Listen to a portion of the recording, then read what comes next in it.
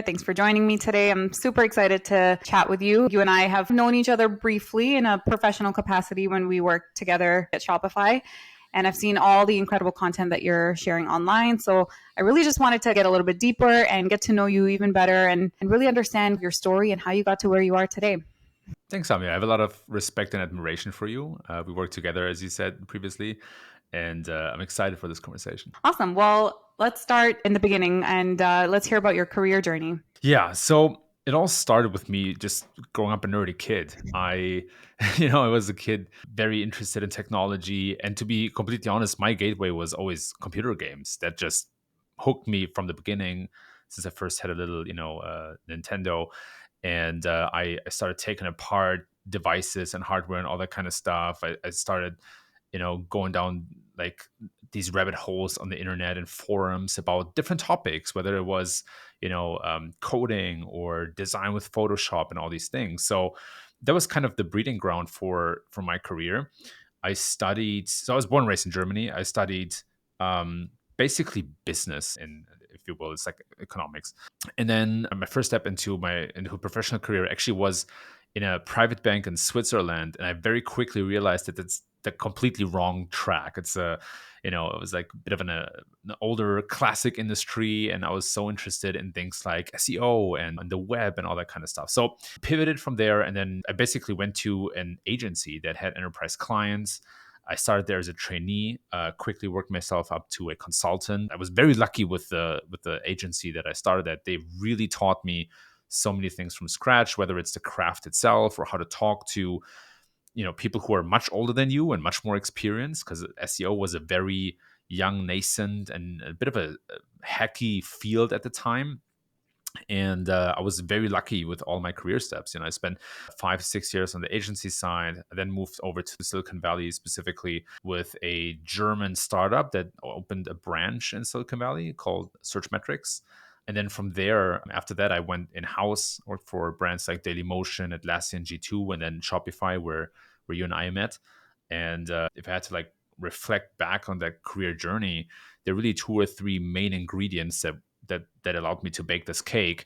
One is tremendous luck of being born at the right time with the right parents in the right place, but then also luck to have had unique opportunities. For example, I have a dual citizenship, German and American, which opened so many doors, and having worked under amazing people, with amazing people, for amazing people, great mentors along the way. And then the second ingredient is probably a very hard work ethic. I'm very driven, and part of that simply comes from the fact that I'm very grateful for being able to make a living with this. It's still crazy to me every day. Mm-hmm.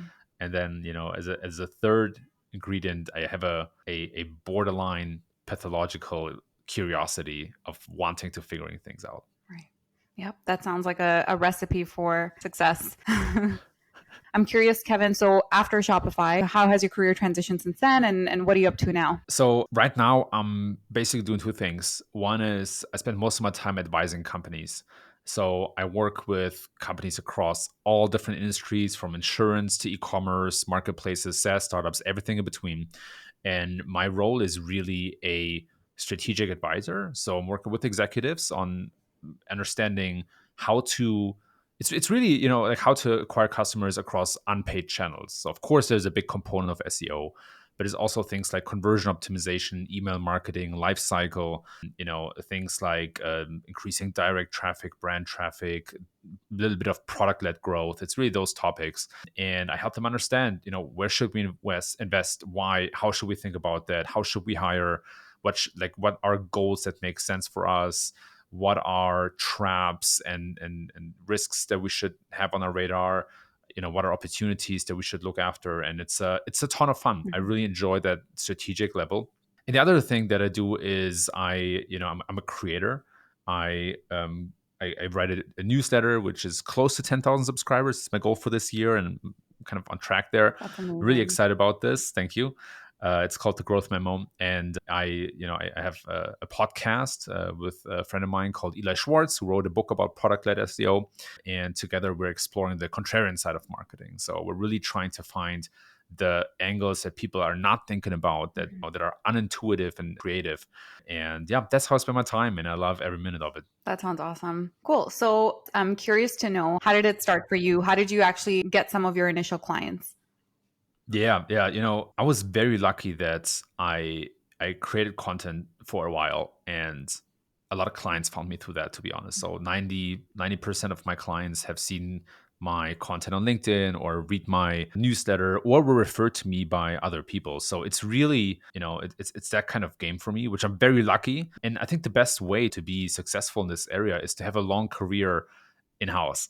So I started on the agency side. I think that agencies are great ways for people who want to get into the industry to learn, because you're exposed to so many different clients and so many different situations, but you typically have mentors or at least people who can help you out. So I think it's a great way to get started. And then it makes a lot of sense to spend time in house and really focus on one product or at least one brand with a portfolio of products and go very, very deep. I'm in a very kind of specific place and very particular type of service that I offer.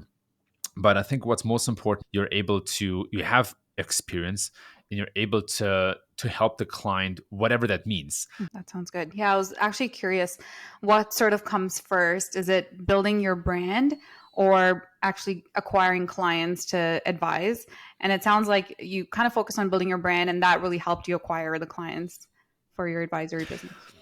Exactly, exactly. The way that it worked out for me is I didn't start this newsletter or creating content in general with the goal in mind that I could get clients through this one day or monetize it one day. I'm a compulsive note taker. I take notes about everything. And at some point a couple of years ago, might have been 4 or 5 years ago, I thought, okay, why not just share these notes, right? You have them already, they're almost ready to go. Why not share this? And it was a memo to some of my colleagues and friends and people who were interested, and Wow. that became a newsletter. And that's how all of this evolved. It's the same with the podcast that I'm doing. It started with having these amazing, energized, and interesting conversations at conferences, and I was always sad that you cannot store that, really, right? You Mhm. have this great conversation, then it's gone. So I thought, why not have this conversation and record it on video? That's why you see that the first episodes of my podcast are actually all live in-person conversations. They're not on Zoom or on Riverside. And then the pandemic came, and it was hard to have these conversations in person. But that's how it all started. So it was more of an organic curiosity that I followed, less so than this refined Mhm. game plan. And then, of course, after a while, after I saw traction, I was like, oh, okay, there's something here. I should probably push that a little bit further. So the brand came more by accident, Mhm. and then the rest followed. But it was all built on curiosity and actually having that expertise. So Mhm. still, the stuff that I'm writing day to day, it all comes from things I observe in my actual work. For example, recently I wrote a piece about traffic erosion. Basically, your organic traffic slowly decreasing because Google shows more ads and more direct answers in the search results. And that came from a client who I did this analysis for, and I realized, oh man, that's something that, we should probably all do, and that, or at least more people should do. And that's how things came together. So it's really that kind of combination that made it successful for me. That's awesome. Yeah, it sounds like it was a very organic progression of your career and all the opportunities that sort of came with that. Yes, exactly. It never started with a perfect game plan. It always started with, where am I pulled toward? Mhm. And then after I realized there's something there, then I quote unquote build a business on top. I mean, it's probably a bit overstated, but you get the No, drift. yeah, that totally makes sense. What does the time commitment of an advisor look like? How do you manage your client portfolio? What does that look like for you on a day to day? It's funny you asked that, because when I first went out, I started with hourly pricing, and I thought I want to scale with time. And then I learned that that's actually pretty unethical, because you're sort of incentivized to work slowly. Hmm. And so now all of my engagements are with a retainer fee, with a monthly retainer fee. And there's no real limit on the time that I spend with the client. Of course, if a client sends me, a daily meeting invite from 8 to 5, I'm going to push back and say, hey, this is not a full-time Hmm. role. But essentially, it's all about client value first, however long that takes. And what I learned is that, oftentimes when you onboard a client, you spend a bit more time with them, but then over time, you reach this cruising altitude where you would maybe spend a lot less time, but the value remains constant. And that's incredibly effective for both sides, right? Right. It's great for me because I don't need to spend as much time with the client, and it's great for them because they can focus more on implementing my recommendations rather than having to meet with me, right? Essentially, a lot of, I mean, executives are always, they're always short on time. They have very busy calendars. And as much as a consultant or advisor can be valuable for them, it adds strain to their calendar. Mm-hmm. So I try to be very respectful of time. And it's often most conversations are more like coaching conversations, right? They bring a problem or a situation to me, and I stress test that and play it through with them, Mm-hmm. and then we often ideate. And if I'm being completely honest with you, Samia, like that's where most of the unforeseen value actually comes from. Most clients hire me because they have a specific problem that they want to solve. And then along the way, we discover that just ideating in the moment and having somebody to play with, Mm-hmm. that's incredibly valuable, Right. because it's hard for executives to find people and time for that. So I hope that answers your Yeah, question. no, it definitely does. Awesome. Well, let's jump into some of the content creating aspect of your life and your career. I know you mentioned that your curiosity and your kind of desire to share a lot of that knowledge that you were gaining more broadly is what really started a lot of it. What channel did you start with first? Was it the growth memo, and how did that sort of unfold, and how have you managed to grow it since then? Yeah, great question. It did start with the growth memo and the newsletter, and that went through different evolutions. So at the very beginning, it was really a short commentary on things that are happening in this space right now. Mm-hmm. Then it became a curated newsletter where I curated links to announcements, changes, blog articles, etc. And then I realized that there are already some newsletters out there that do that much, much better and have way more subscribers. So I pivoted to this more of an essay style of a newsletter, and that works really well ever since. It also forces me, by the way, to constantly stay engaged and to constantly think about, okay, what is the topic du jour right now? What is important right now? And what are the axioms? What are the common beliefs about this? And how can we maybe challenge that? And that has been insanely effective for just my own personal development. Mm-hmm.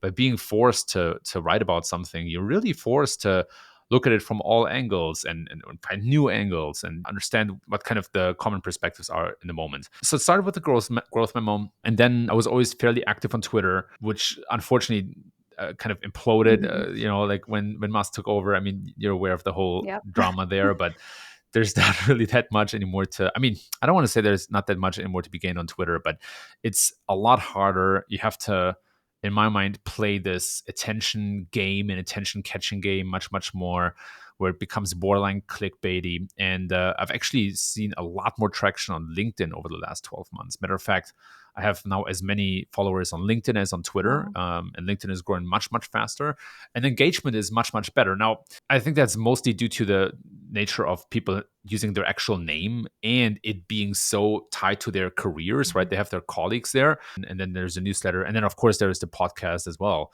And yeah, as much fun as it is, it's hyper competitive. Mm-hmm. Human attention is very short, and we go through this explore and exploit cycle so much faster. So it's an interesting environment. Mm-hmm.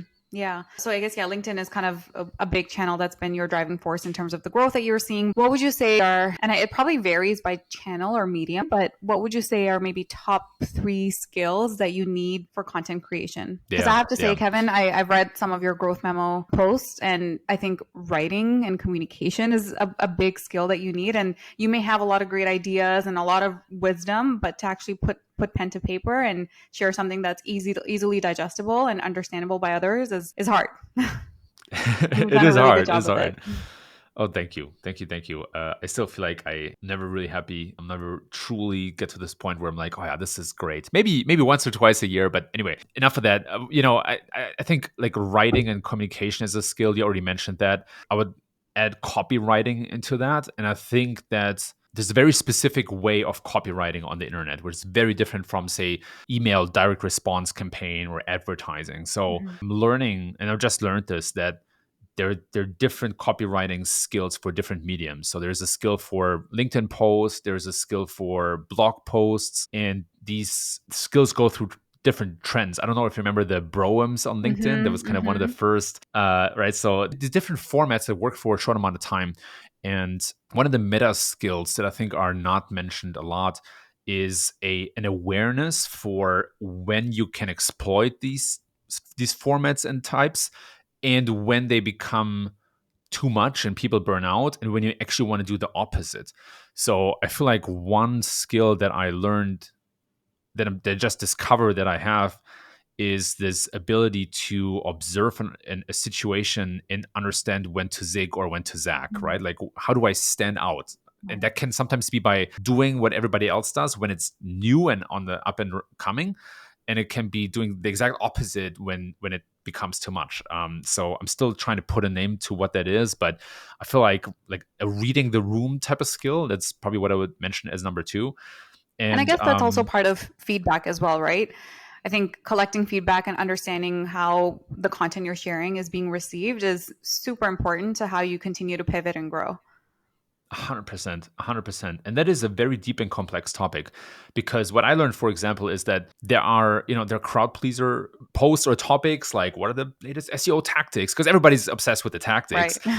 And then there are the strategic posts. And the interesting thing is that there's an inverse correlation between what gets a lot of attention and what addresses a certain audience. Mhm. So executives, for example, they don't care that much about the tactics, but the tactics get a lot of applause from the broad masses. So you get a lot of engagement there and a lot of likes. Right. But the strategic topics and the more complex, like slightly less sexy topics, those are the ones that then deeply resonate with executives. So Mhm. you also want to understand, who am I actually talking to, and why am I talking to these people, Yeah. right? The growth memo for me, it always started again like more of an expression of what I'm seeing. And since I'm working with executives right now, most of it is more on the strategic side of things, which Mhm. isn't always that sexy. And then from time to time, I drop a crowd pleaser, if you will, and that then gets a lot of attention, which then gets me some more subscribers. So it's a kind of, it's Fine that balance balance. or push and pull. Yeah, Yeah, exactly. sure. Yeah, no, that makes a lot of sense.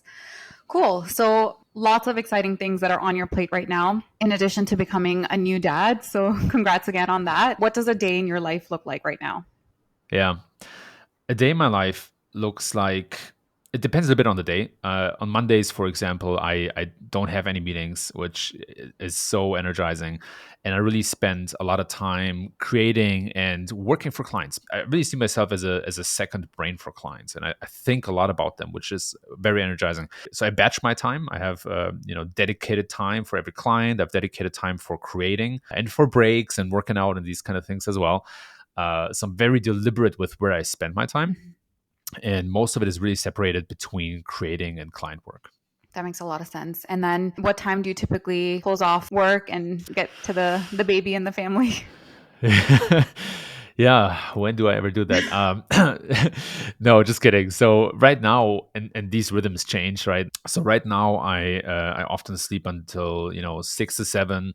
I get up, take the baby, give my partner a chance to sleep in a bit, coffee, breakfast, those kind of things, and I typically get to start working around 8, sometimes 9, and then I close out around 5ish. And there are, like, for example, right now I have a lot of clients in Australia, in India, and so I get back on at like 6 to 8 sometimes with meetings, Mhm. and then I take maybe a close out at 4, so I have a break between 4 and 6, and then sometimes it's I stop at 5, and then I work out, dinner at 6 to 7, and then going to bed at 9 to 10. So it's really kind of it's really that rhythm, and it changes a bit from day to day. Mhm. But like this idea of like closing off is so difficult for me, because I Mhm. will sometimes sit on the couch and then I watch a show, and out of nowhere pops up an idea, and I'll spend maybe 10 minutes on my phone just writing that down and fleshing that out. Right. Or I'll check my emails, and which is not a great habit, which I'm working on untraining myself from.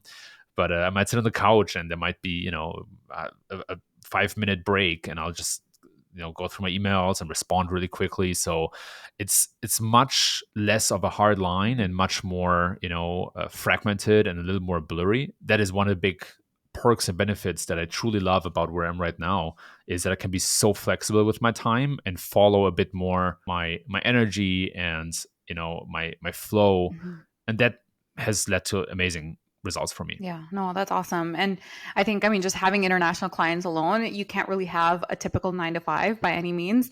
So it's great that you have that ability to be flexible. And I'm sure with a baby as well, that flexibility helps a lot. So, what is next for you? Any goals for the rest of this year or even next year?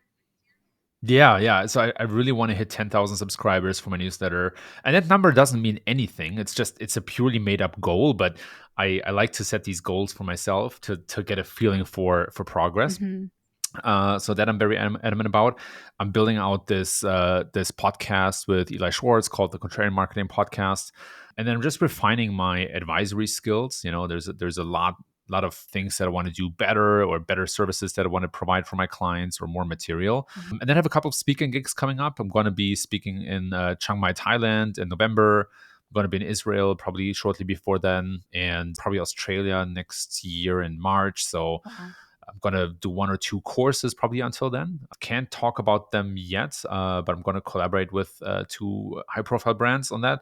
So yeah, a lot more creative work, a lot more advisory, and it's really maximizing what I'm doing right now. Awesome. That sounds exciting. Cool. Well, I think that wraps it up for the big, meaty questions, but I do have some quick rapid fire ones. First question. So, you share a lot of inspirational content and just a lot of wisdom. Where do you find your inspiration from? Any podcasts or people that you actively listen to? The number one would probably be books. I'm a huge fan of paper books and a voracious reader. So that's probably my number one source. And then in terms of other media, so I do listen to podcasts. Big fan of the Pivot podcast, Prof G podcast. There's a German business podcast called Doppelganger, which is also about business and very enlightening. And then from there, there's a whole bunch of other fragmented podcasts I listen to from time to time. So one of them is the Knowledge Project, Tim Ferriss, of course, Lenny's podcast. There's a cool podcast called Creator Science. There is Creators on Air, Founders. Let's see what else I have. My First Million is a really good podcast, and I think I'm going to leave it there. So You have a full roster. that is a full roster. Yes, It's huge nice to fan of have the podcasts. variety because I find that sometimes you just need a little bit of a different style, and it's just good to have all those options, right? Yeah, you almost like become blind when you keep listening and reading the same stuff. And sometimes this amazing idea will pop out when you read something completely opposite, like completely on the other end of the spectrum. For example, right now I'm reading a book about math, and there's so many great ideas in there and so many great things that I would have never thought when I was back in high school and hated Right. math. That's awesome. Okay, what are some content creation tools that you use on a regular basis that have really helped you? Yeah, it's a good question because I keep cycling through different tools. One really good one that I've used lately is Taplio, Taplio. It does a couple of cool things. It will surface very successful posts from other creators, but also use AI to help you write better articles or better posts, better said. And it's a less often take the exact recommendations, but use it as a push to go in a certain direction. And then I'm a huge Notion user. My whole brain lives in Notion, so to say, which Mhm. makes it super easy for me to find things and cross reference and find patterns. So, yeah, I would mention those two for now, Taplio and Notion. Awesome. Okay, so you mentioned that you are currently located in Michigan. Are there any favorite food spots that you have close to kind of where you are in Michigan? Food spots. Yeah, so we're in a small town called Kalamazoo in Michigan. Just moved here 3 months ago and live the suburb life, which I love. Hmm. And there's some really good butchers here. So one of the things I love about living in the suburbs or countryside rather than the big city is you're closer to farms and butchers. And I really enjoy like getting a good steak or some like vegetables and fruit, and it's very fresh and organic. In terms of food spots, there's some like really like there's a really good sushi place here, surprisingly, Hmm, which you wouldn't expect, and of course some really good barbecue places. nice. Love that. Love barbecue. Okay, so you mentioned that you were a bit of a gamer. I'm not sure if you still are, but are there any games that you love to play right now? There's the fourth version of a game called Diablo just came out, and so every Sunday I play a couple hours with my brother. We keep that as a ritual. He's in Germany. We do that to keep us connected, and he was really my game buddy, back when I was younger. And so that's a game that has a big retro factor. We played the second version of that together. Awesome. Last question. Is there a quote or motto that you like to live by? Yeah, there are a couple of them, but the one that I keep coming back to is just this idea of a lifelong learner. I like learning to me is not just something that I love, but also that I need to remind myself of. And it's funny, because again, on the one hand, I'm super curious, but on the other hand, I learned that like your assumptions are not always true, right? And sometimes you think you're right, but you're really not. So learning to me is also a way to combat ego and stay humble and improve as a human, right? Grow, Mhm. right? So we've talked about the growth memo, growth in general. That also applies to you as a person, and this idea of a lifelong learner. I love that, right? Mhm. It's because it reflects that you're never really there. There's always room for improvement and always room for growth. And you better don't take yourself too serious right now, because you might just be learning. Yeah, I really like that. I feel like there's almost a philosophical connotation to learning as well that I think a lot of people miss. Yes, I love that as well. Awesome. Well, that wraps it up. Thank you, Kevin, for being here, for sharing all the wisdom and knowledge and taking the time to do this with me today. I really enjoyed the conversation, and I hope you did as well. Yeah, same. Great job, Samya. It's always a pleasure talking to you, and I appreciate you having me on today.